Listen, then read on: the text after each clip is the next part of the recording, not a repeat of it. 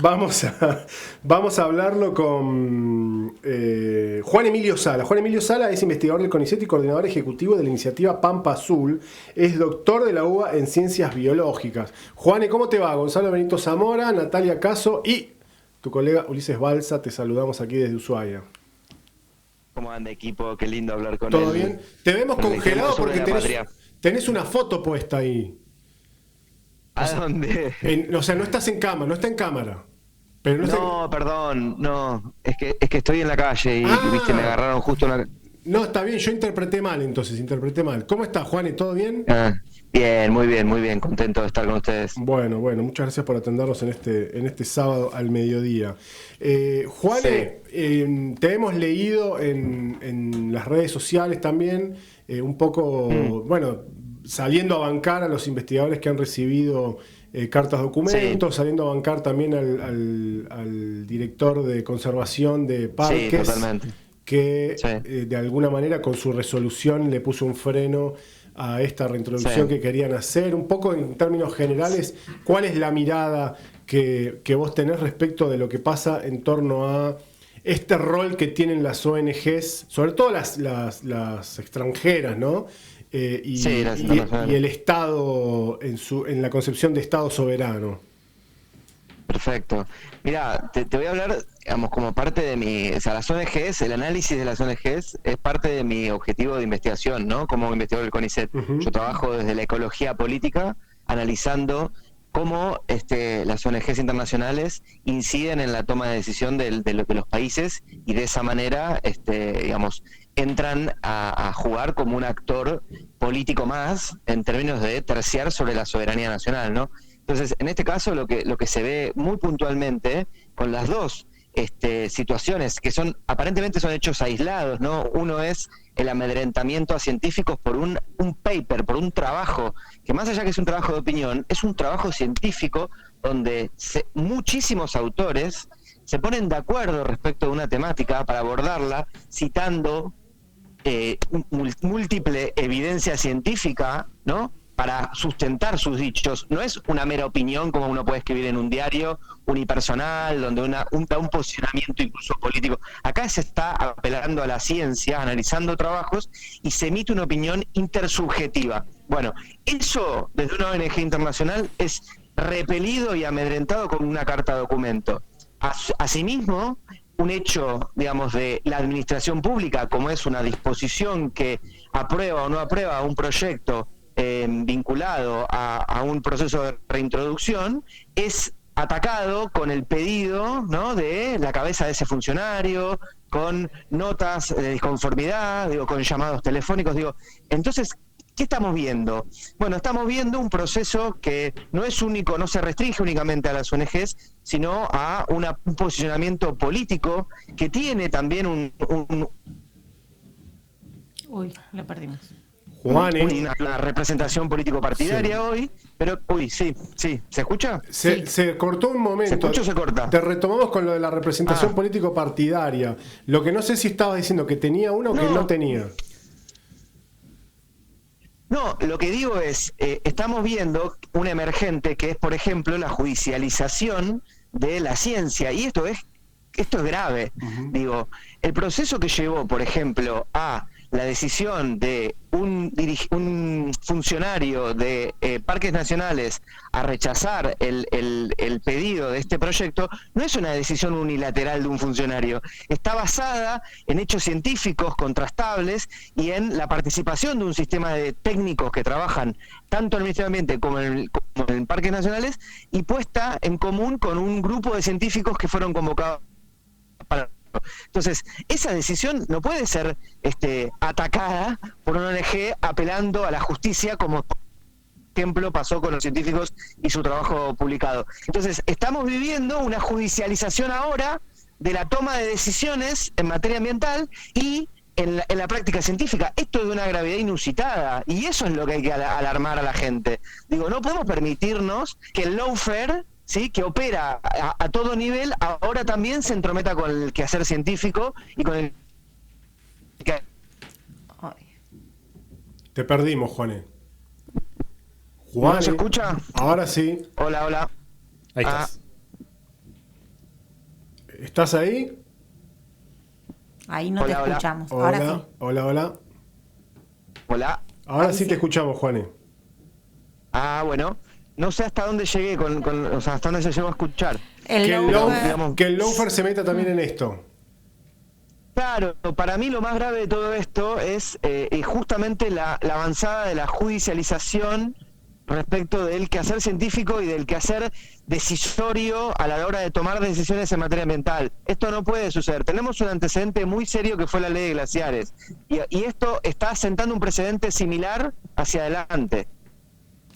Juane, recién hablábamos de que a priori suena bien, ¿no? No sé, comprar tierras, donarlas al Estado de forma incondicional.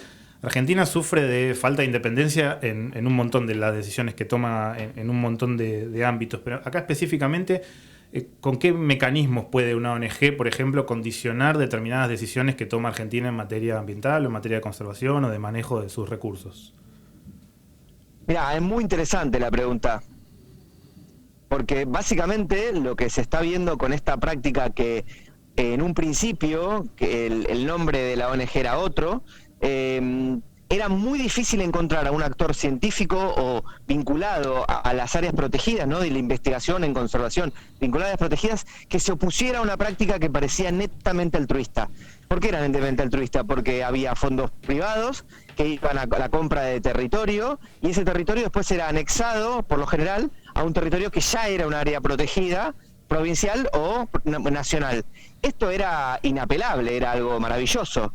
Pero claro, los contratos donde se cede a perpetuidad la tierra, que no son públicos, ni lo van a hacer por pedido de estas ONGs a la hora de donar los territorios, o de ceder los territorios a la administración, en este caso nacional, claramente ponen sus cláusulas de cuándo eso es así, hasta dónde la perpetuidad es a perpetuidad. Y esas cláusulas son que hacen, por ejemplo, que estas ONGs tengan la capacidad de cogobernar esas áreas y de decidir sobre esas áreas. Entonces, perdemos completamente la posibilidad desde el Estado Nacional o los Estados provinciales de tomar las decisiones. Porque, claro, ahora ya es un espacio cogobernado. Y es bien interesante como práctica, porque no solo se les exige a la hora de ceder la tierra el cogobierno, sino que además los gastos más importantes de funcionamiento de esas áreas son por parte de los estados, los ponen los estados. Entonces, realmente es una estrategia muy interesante desde el ámbito privado, donde el gasto y el compromiso de personal para el funcionamiento de las áreas protegidas los ponen los estados provinciales o nacionales, sin embargo, las decisiones de lo que allí suceda las toman los privados. Muy interesante, digamos, como propuesta. Bueno, esto es lo que estamos viendo hoy. ¿Qué tal, Juan? ¿Cómo te va? Mi nombre es Natalia Caso. ¿Cómo estás? Natalia, ¿cómo andas? Bien, muy bien. ¿Y este mecanismo ya se implementa en otros lugares? Porque recién acá Ulises nos comentaba con el impenetrable en el Chaco, pero ¿sucede también en otras partes del país? Totalmente, sí, totalmente. El ejemplo paradigmático, y fue el primero de esta ONG, es Iberá. Y hoy no es casualidad que se esté vendiendo en el mundo como el safari más importante del mundo después de África, el safari al Iberá.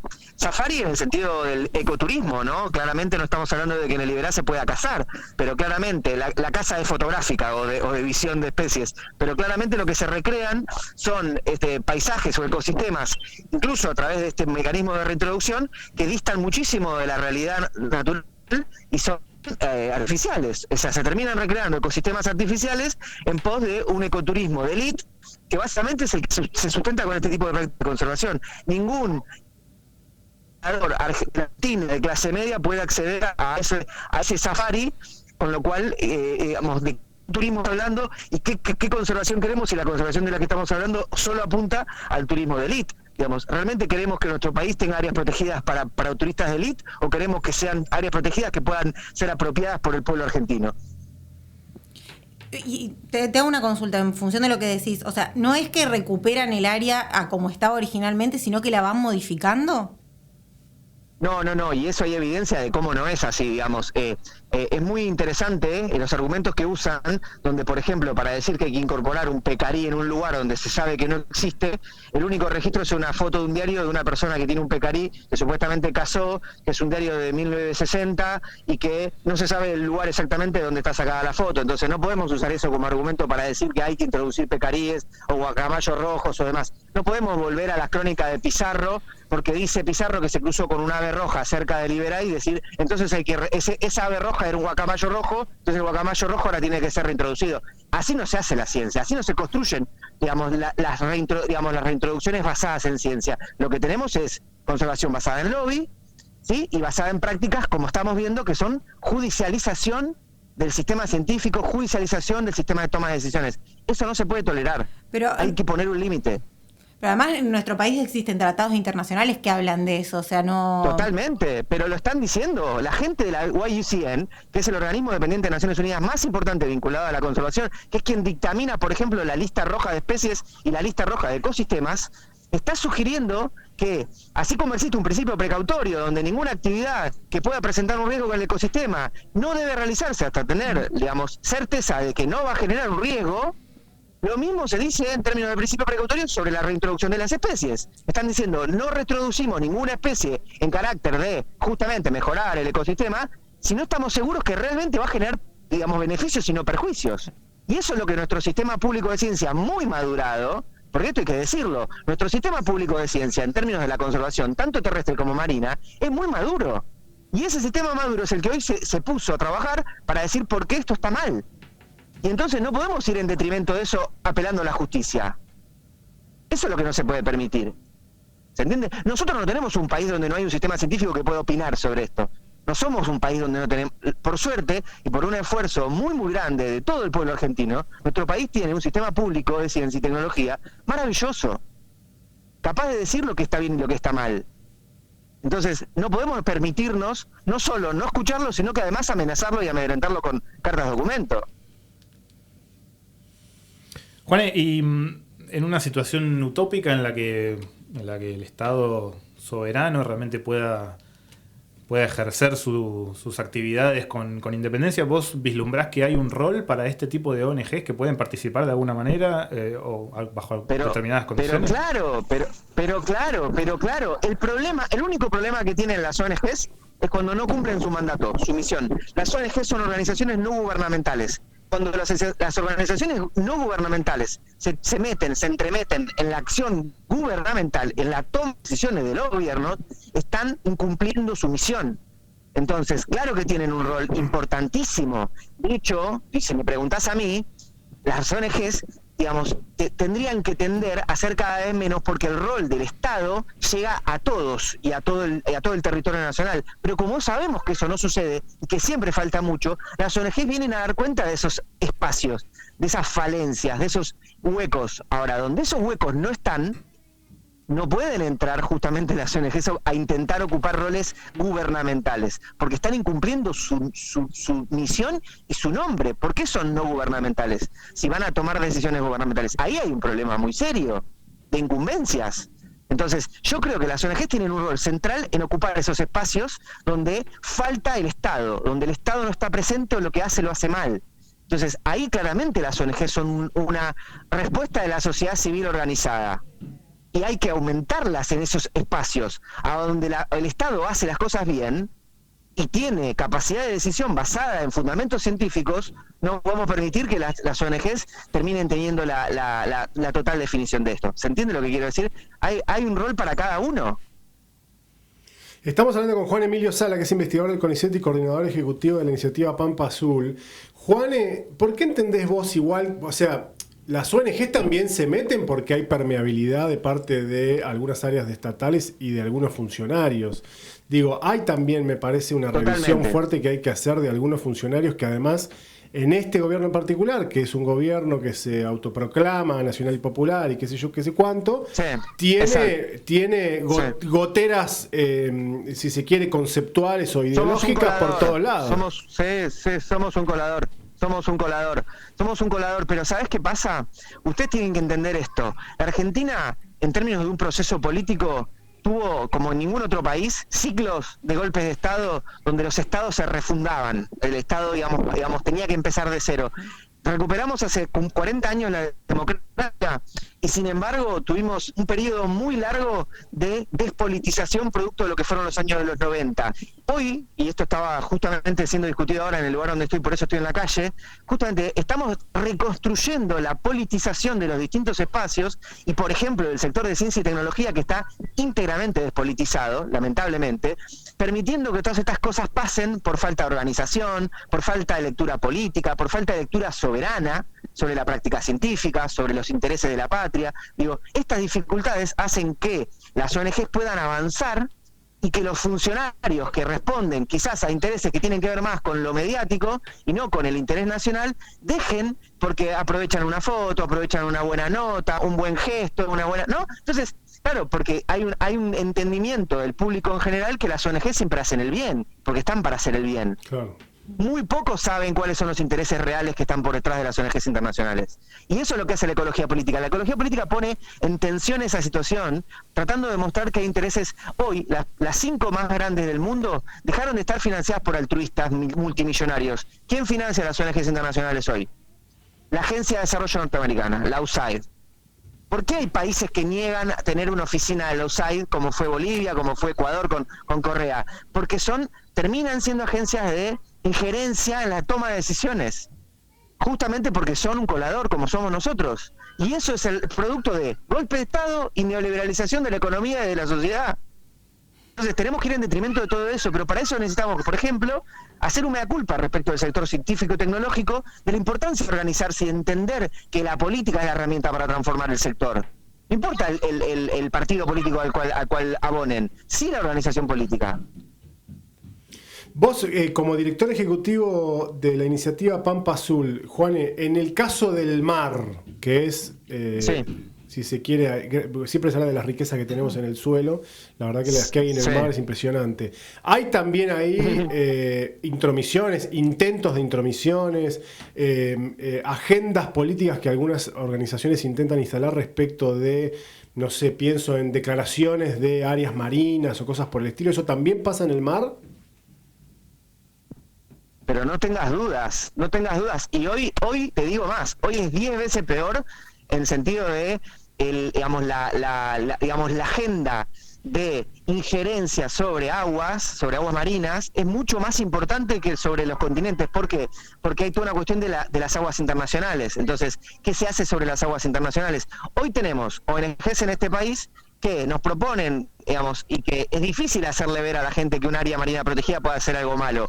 Claro. Todo el mundo, todos queremos más áreas marinas protegidas, eso es así. Ahora, cuando las áreas marinas protegidas están redactadas por ONGs internacionales, al menos deberíamos sospechar cuáles son sus intereses. Entonces, y si nosotros dejamos que esas áreas avancen sin ninguna lectura crítica de cuáles son los intereses que están detrás de esa escritura y de esa presentación de un proyecto, nos estamos comiendo una parte de la película, porque después nos encontramos con que esa misma ONG ha comprado territorio a las Islas Malvinas, que se lo han comprado a un gobierno ilegítimo de ocupación a través de una guerra y en detrimento de nuestra soberanía nacional. Claro. Esa misma ONG que tiene y que aprovecha para vender safaris, en ese caso ya, de avistaje de aves marinas, como es el albatro de ceja negra, en las Islas Malvinas, en 2 islotes donde los cruceros bajan y pagan fortunas para ir a ver una reserva privada comprada al gobierno ilegítimo del Reino Unido de la Gran Bretaña, viene del otro lado del charco del Atlántico Sur a decirnos a nosotros qué área marina tenemos que crear.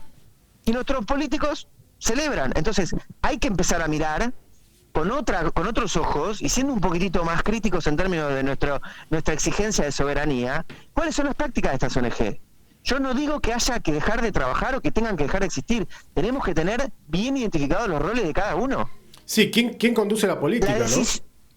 Exactamente, y la decisión de crear un área marina protegida es o un decreto del Poder Ejecutivo Nacional o una, aprobación por parte de las 2 cámaras. Entonces, las 2 cámaras trabajan un proyecto de ley escrito y presentado por un representante de una ONG internacional, cuando la Cancillería avisa que han comprado territorio en las Malvinas y todo sigue adelante. Entonces, bueno, yo me pregunto, ¿y entonces qué hacemos? Y bueno, tiene que ver con lo que les explicaba antes, muchos años de refundación del país, digamos, las dificultades de tener un país que siempre vive refundándose, producto de los avatares y de los procesos neoliberales que hacen tabla rasa. Dejar tabla rasa en el país permite espacios de colador donde se colan este tipo de cosas, que básicamente son ocupaciones, ¿sí?, por otros medios. O sea, hoy el colonialismo no se da yendo, bajando soldados y ocupando territorios. Los territorios se ocupan de otra manera. Y la colonialidad se expresa de otra manera. Y esa es la gran lucha, y donde el sector científico tiene que ponerse en serio a dar la batalla. Por eso esto es una oportunidad ahora. Juane, como para, si se quiere cerrar con algo más entusiasta, más vinculado a lo que sí hacemos en términos de el ejercicio de nuestra soberanía. Bueno, vos participás, lo reitero, en la iniciativa Pampa Azul. ¿Qué cosas están trabajando, si se quiere, para lo que resta de este año en lo que hace a la iniciativa Pampa Azul y todo lo que hace a nuestra riqueza en el mar argentino?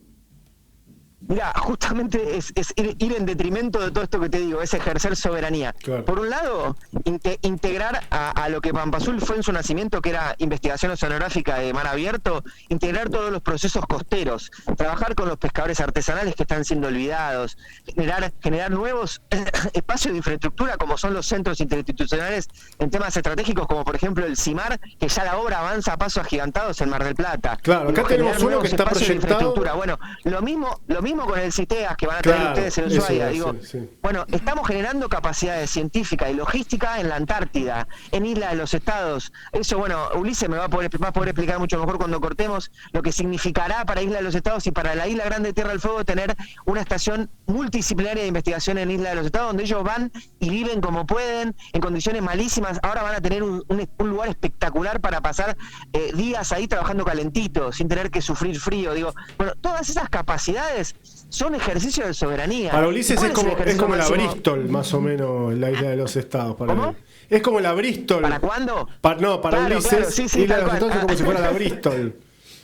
Sí, para él. Va todos los fines de semana que puede. No, pero en serio. Y después, otro aspecto importantísimo que nadie habla, porque es un proyecto que todavía se está llevando más en el plano de lo gubernamental, es el primer proceso de todo el Cono Sur de planificación espacial marina que nuestro país está abordando. Nuestro país ahora está yendo por un camino de diversificar su matriz productiva vinculada al mar, ¿no? Aprovechando la capacidad que tenemos hidrocarburífera, que ustedes conocen muy bien porque enfrente de la isla extraen gas. Entonces, esa posibilidad de alguna manera genera nuevos desafíos, porque hay otras actividades que eran hegemónicas como la pesca en nuestro país. Entonces, conciliar todas las actividades humanas, la investigación científica, el turismo y demás, con una nueva actividad tan importante y tan potencialmente peligrosa como la extracción de hidrocarburos, genera que la Argentina tenga que planificar su uso territorial, el uso de su territorio marino. Bueno, estamos trabajando en eso y en pocos meses vamos a poder presentar una primera aproximación de lo que la Argentina debería hacer para minimizar el riesgo de incompatibilidad entre actividades, ¿no? Y esto no lo hizo Brasil, que tiene la explotación del presal del 2010. Claro. Para decir un país potencia que forma parte del G7 y nunca pudo avanzar en un proceso de planificación espacial marina. Bueno, Argentina lo está haciendo. Entonces, tenemos que estar orgullosos de lo que estamos haciendo. Pero justamente, como podemos hacerlo y tenemos el sistema científico para tomar decisiones en ciencia, en ciencia, y escuchemos a las ONGs en lo que tengan que decir y aportar, pero que cada uno tenga su rol. Las decisiones las toman los gobiernos, las ONG acercan propuestas y contribuyen en la acción territorial, pero las decisiones las toman los gobiernos, votados por el pueblo. ¿Se entiende? Si no, estamos tergiversando todo. Juane, te agradecemos muchísimo por este tiempo, fuiste muy claro, además de apasionado, efusivo, que es una de tus grandes características, así que siempre a nosotros, por eso está Ulises también acá, nos interesa mucho estos temas y es bueno haberte tenido aquí con todas estas apreciaciones, así que muchas gracias, fuiste muy claro. Bueno, Gonza y equipo, la verdad espectacular, gracias Ulises por este momento. La verdad que es un momento muy importante porque la comunidad científica se está organizando tras dar de alguna manera un límite a una actitud que si avanzaría la judicialización del sistema científico, lo cual sería gravísimo, gravísimo. Y esto, así como está sucediendo hoy, si los chicos decidieran escribir una nota en inglés, y le doy una idea a Ulises, sale publicado en Nature and Science, porque el sistema científico es bien corporativo, y ustedes lo saben. Sí. Y eso no sé si es necesariamente algo bueno, pero sí es bueno que reacciona a nivel global en contra de estos procesos donde se incide directamente sobre su capacidad de acción. Y eso hay que cuidarlo, Gracias, Juane. Buen fin de semana. Gracias. No, gracias a ustedes. Que terminen muy bien. Igualmente, hasta luego. Chao. La palabra de Juan Emilio Sala, que es doctor de la UBA en Ciencias Ambientales, es el director ejecutivo de la iniciativa Pampa Azul. Nosotros hemos hablado más de una oportunidad de esa iniciativa y de los proyectos que hay en el Atlántico Sur que son impresionantes y que, como se habrán dado cuenta, tiene una clara mirada respecto de el rol de las ONGs, qué lugar deberían ocupar en todo caso. Y poniendo, me parece interesante esto de poner, de cómo él evalúa qué impacto puede tener esto de la judicialización de un escrito de un grupo de científicos, ¿no? Sí, siempre digo que acá tratamos temas que son no los urgentes de la semana, sino los importantes, y acá me parece que estamos haciendo un poco de las dos cosas. Claro, lo importante y lo urgente. Y sí, por suerte pudimos hablar con Juane que, claro, no es un gris, no es una mirada ahí más o menos. Así que está interesante. Es rojo, no es ni blanco ni negro, tipo, está emputecido. Pero bueno, está bueno tener también esas miradas dentro del espectro del ámbito de los científicos, también respecto del rol que tiene que tener el Estado. Qué interesante cómo lo explicó fácilmente. Yo sinceramente, pensé que la donación... Sí, era algo Perdonen buenísimo. por ser tan simple con el uso del lenguaje, pero yo pensé que la donaba completamente. Claro. No, evidentemente no. Es como te la dono, pero no te la dono. No, y la tenés con muchos condicionamientos. Y esto de decir, bueno, yo la estoy donando para hacer esto y esto no tiene nada que ver con lo que es necesario para... O sea, el lema es, vamos a recuperar esta zona y no haces eso. Uno de los grandes argumentos que nosotros tenemos en ese trabajo es, y en general en este tipo de proyectos, también salió en el tema de los ciervos y también salió en el tema de los huemules, es los recursos para este tipo de cosas son limitados. Y este tipo de acciones en ningún caso aparecen como prioritarias. Claro. En ningún caso. Es la única alternativa, es lo que hay que hacer porque si no nos quedamos sin ciervos. En ningún caso. Entonces eso es muy importante. Ellos si te donan la tierra, pero a condición de que se use para determinada cosa, y eso no es lo que vos como país determinás que es prioritario. Bueno, ¿por qué lo vas a hacer? Claro. Lo que pasa es que tiene costo político. Imagínate que Argentina devuelva un parque.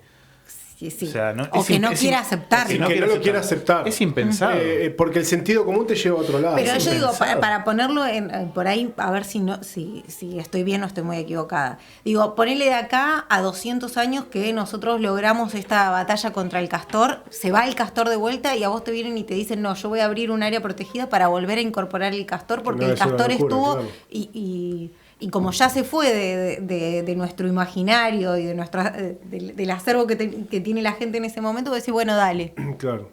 Es que hay toda una corriente del rewilding más extremo que es el retorno al Pleistoceno, que es el retorno a... Decime ¿qué año? ¿Qué año sería? 1900, no. Antes de la última glaciación y toda la megafauna que había acá. Que acá en Argentina, por ejemplo, teníamos elefantes, teníamos armadillos gigantes, teníamos la cara pero estábamos en otro lugar del globo también, ¿o no? En esa época, ¿no? Ya estaba dividido. Y ya existe un parque del Pleistoceno que está en Rusia, me parece, donde introdujeron, porque ahí había otros herbívoros grandes, pero no, introdujeron camellos. Entonces hay un montón de movidas de este estilo en el mundo, y a mí no me parece ni me parece mal, ni siquiera me sorprende que exista gente que tiene recursos y que tenga ganas de hacer lo que quiera con su plata. El problema es qué hacemos nosotros con eso, ¿no? Claro. A mí me hace acordar a Jurassic Park. Bueno, puede ser una cosa así, hay una cosa ahí rewildinesca. La cagada que se mandaron con Jurassic Park. Por eso. Si no aprendimos de Jurassic Park, escúchame. Una cosa que me parece interesante es nosotros, la comunidad, aunque tal vez no lo sepa porque tal vez son cosas que quedan más en el mundillo de los investigadores y las organizaciones, es que acá también hubo una disputa de, si se quiere, el sentido común respecto de Península Mitre con rewilding, que no era rewilding, tenía otro nombre, que es Sin Azul No Hay Verde. Y las ONGs locales que vos podés tener más o menos diferencias, pero hay gente que vive acá, hay gente que labura acá, que qué sé yo, que tiene, que conoce a los actores de otra manera. Entonces viene esta gente de Cine Azul No Hay Verde y... Que son divinos, porque te tratan re bien. Yo tengo una conocida es que dice que son osos panda. Es una buena analogía. Es como una...